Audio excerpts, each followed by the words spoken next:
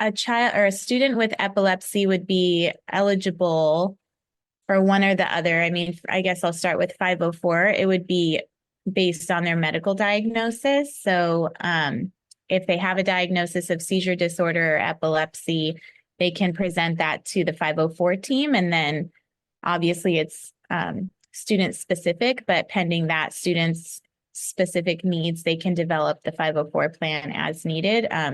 I would say 100% of the time there would probably, be a specialized healthcare plan in place. So in the event the student has a seizure at school, what should happen in response to that?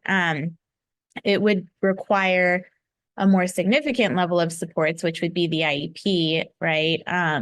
If and when the team finds that it's significantly impacting the student's ability to access their education, and the eligibility epilepsy falls under would be other health impairment.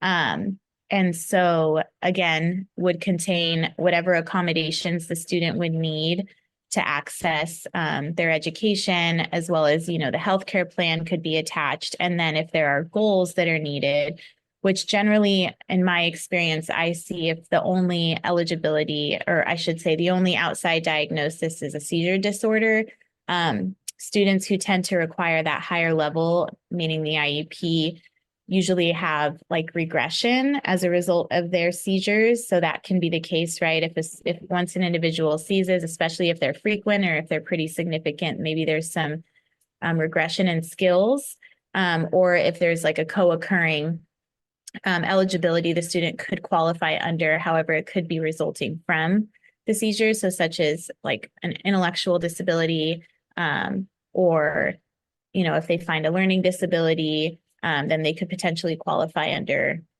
both of them or multiple.